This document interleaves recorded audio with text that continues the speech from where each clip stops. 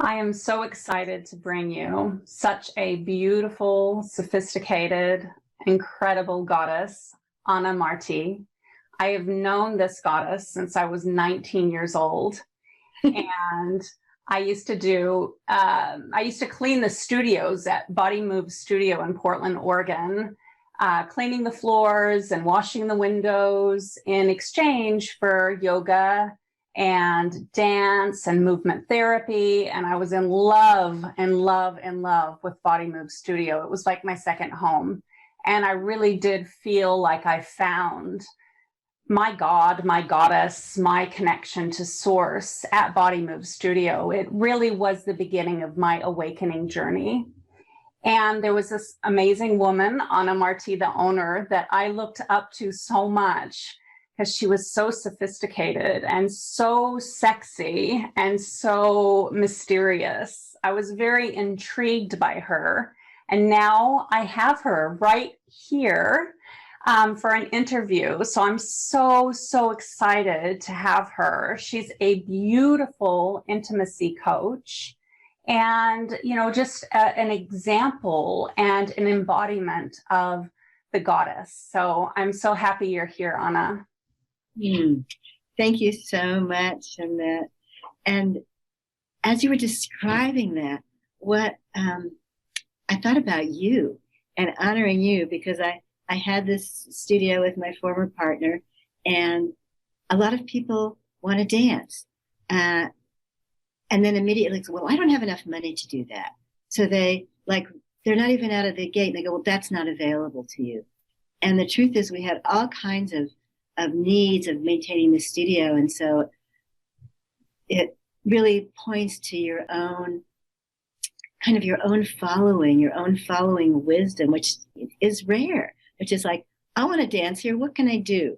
And I think that actually touches into some of the things we might be talking about, is that capacity to return and find our own wisdom and follow. Yeah, definitely.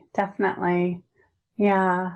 Thank you for giving me that opportunity. I really loved it. It was such an amazing time in my life. And, it's so beautiful that you're an intimacy coach, because I could feel that, that connection that awakened in me by your offering. And I'd love to hear, what you feel is a goddess, and also what your feelings are about the awakening and the redemption of the feminine spirit. Wow. That's so interesting, because that's not a language that I use in my work. I tend to be very, very pragmatic. I want, like your cousin in Southern Indiana, to be able to relate, to not feel anything in the way of how can she connect more to themselves? How can they relax more with how they're showing up right now? Not this kind of future, when I get all this together. So what I like to say about the work I do is I support people in relaxing with how they're showing up to life. Specifically, people come to me because they see the word Tantra, and I'm a Neo-Tantra leader and facilitator, and I'm a traditional Tantric student.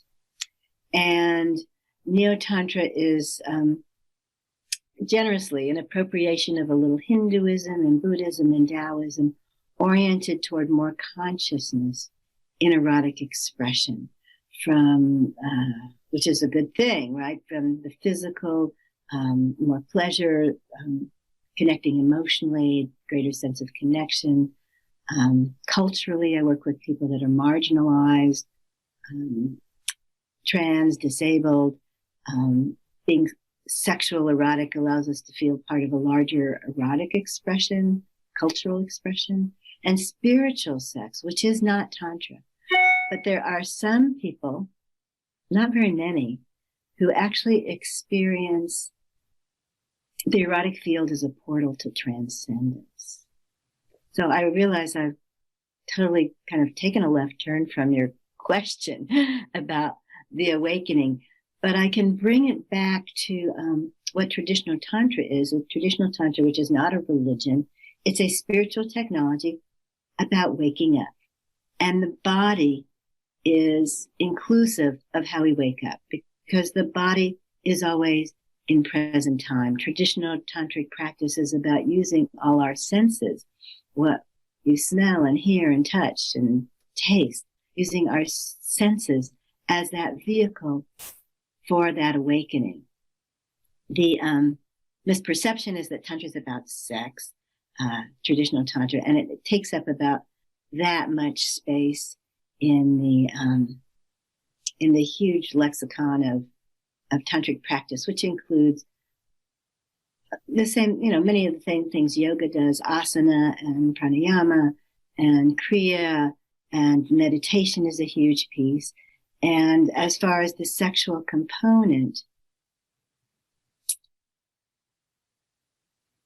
if you've been studying with a teacher for many, many years, to begin to unpack those habits of body, mind, and emotion, that identification with me, what I want, what I don't want.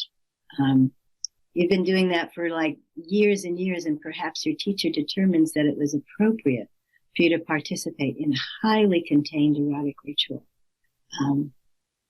It would be because you've already dismantled the underlying reasons about why most of us in human form connect erotically. I want to feel good. I want you to feel good. If you get turned on, I feel a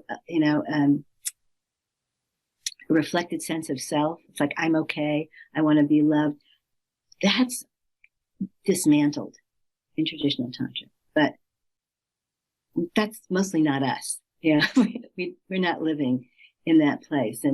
And thank goodness to the kinds of summits and platforms that you're creating, we have an opportunity to unpack, to examine what are the habits of body, mind, emotions that are preventing me from accessing my wisdom, from feeling that sense of freedom. And I think that's a huge word, particularly for the feminine, because, as we sit here in relative privilege, there are millions of women around the world that will not have access to this, that do not have anything close to freedom. So, yeah. I want to hold them with us as well.